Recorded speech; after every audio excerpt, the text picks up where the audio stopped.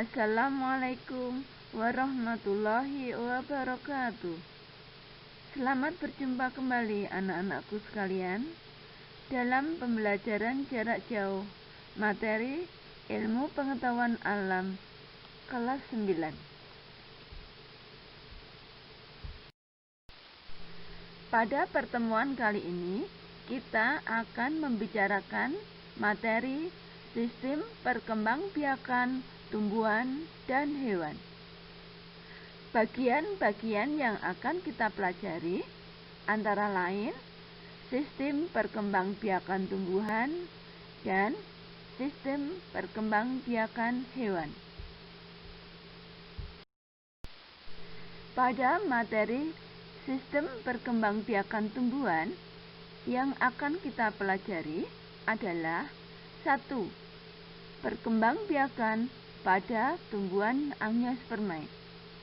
2. Perkembangbiakan pada tumbuhan gimnospermae. 3. Perkembangbiakan pada tumbuhan lumut dan tumbuhan paku. Dan yang keempat, teknologi reproduksi pada tumbuhan.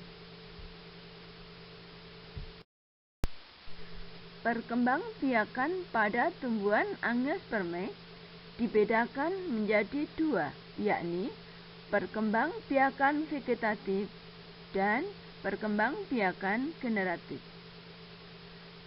Perkembangbiakan vegetatif yakni terjadinya individu baru tidak didahului peleburan sel kelamin atau gamet jantan dan gamet betina.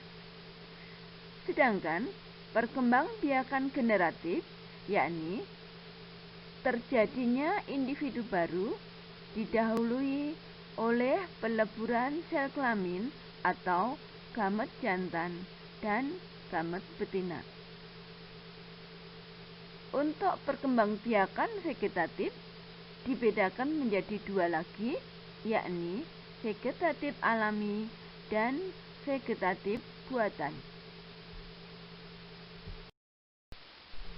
Perkembangbiakan vegetatif. 1. Vegetatif alami.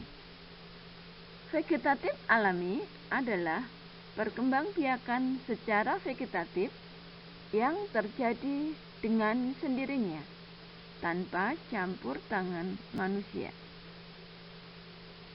Macam dari perkembangbiakan vegetatif antara lain 1. Rhizoma, 2. Stolon, 3. Umbi lapis, 4. Umbi akar, 5. Umbi batang, 6. Tunas, dan 7. Tunas adventis. Contoh dari macam cara perkembangbiakan vegetatif alami dan ciri-cirinya bisa anak-anak cermati pada gambar yang kami tayangkan. 2. Perkembangbiakan vegetatif buatan. Perkembangbiakan vegetatif buatan adalah perkembangbiakan vegetatif yang terjadi karena campur tangan manusia.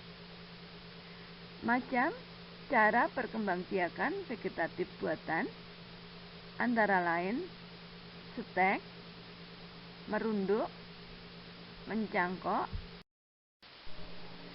4. Menyambung, dan yang kelima menempel. Contoh tanaman yang dapat dilakukan dengan perkembangbiakan vegetatif buatan dan cara-caranya anak-anak bisa mengamati pada gambar yang kami tayangkan.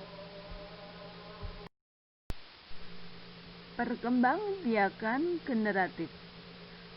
Perkembangbiakan generatif terjadi melalui pertemuan antara gamet jantan dan gamet betina.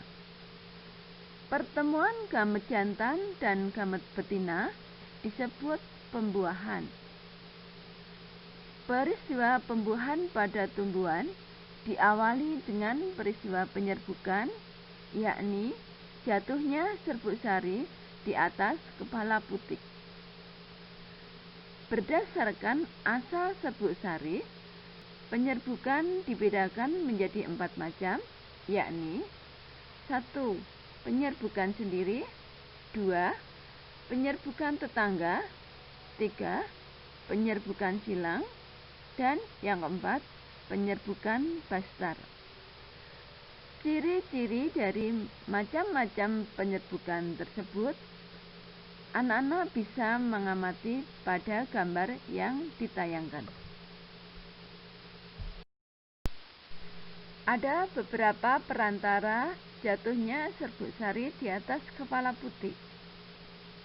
Antara lain, 1. Dengan perantara angin, 2. Dengan perantara hewan, 3. Dengan perantara air, dan yang keempat, dengan perantara manusia. Ciri-ciri dari tumbuhan berdasarkan perantaranya tersebut, anak-anak bisa mengamati dari gambar yang ditayangkan. Pembuahan pada Angiospermae. Pada Angiospermae, pembuahan terjadi pada bunga. Bunga mempunyai bagian sebagai alat perkembangbiakan, yaitu putik dan benang sari. Putik mempunyai bagian kepala putik, bakal buah, dan bakal biji. Kemudian, benang sari mempunyai bagian kepala sari dan tangkai sari. Kepala sari akan menghasilkan serbuk sari yang akan menempel pada kepala putik. Kemudian, serbuk sari yang telah menempel di kepala putik berjalan menuju bakal buah dan bakal biji yang akan bertemu dengan sel telur di dalam bakal biji. Pertemuan antara sel telur dengan sel sperma akan terjadi peristiwa fertilisasi atau pembuahan. Hasil dari fertilisasi akan berada di dalam biji yang nanti tumbuh menjadi tumbuhan baru. Bakal biji ataupun biji berada di dalam buah yang di dalamnya terdapat daging buah. Biji yang sudah tua, bila berada di tempat yang cocok, akan berkecambah dan akan tumbuh menjadi tumbuhan baru. Tumbuhan baru dewasa akan berbunga dan terjadilah peristiwa pembuahan berikutnya. Pembuahan pada Angiospermae disebut pembuahan ganda. Mekanisme pembuahan ganda pada Angiospermae.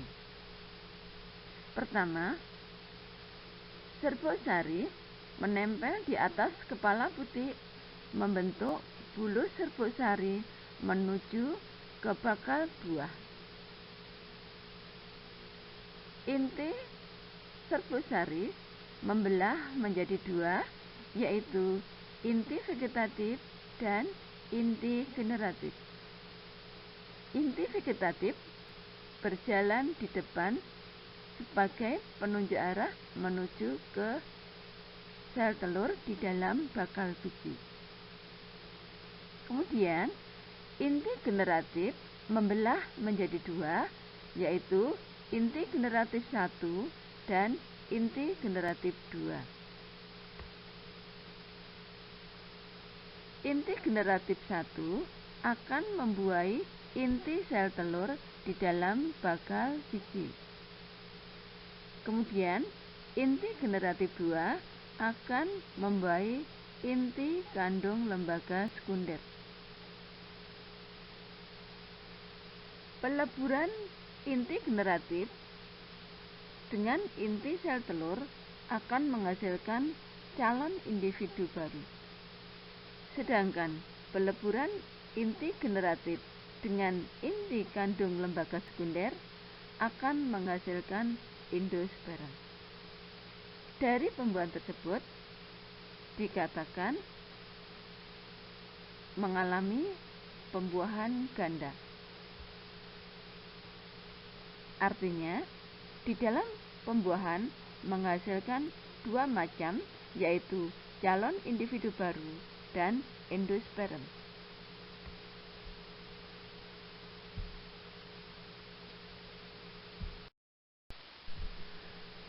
Terima kasih atas perhatian anak-anak semuanya. Sampai jumpa pada pertemuan berikutnya.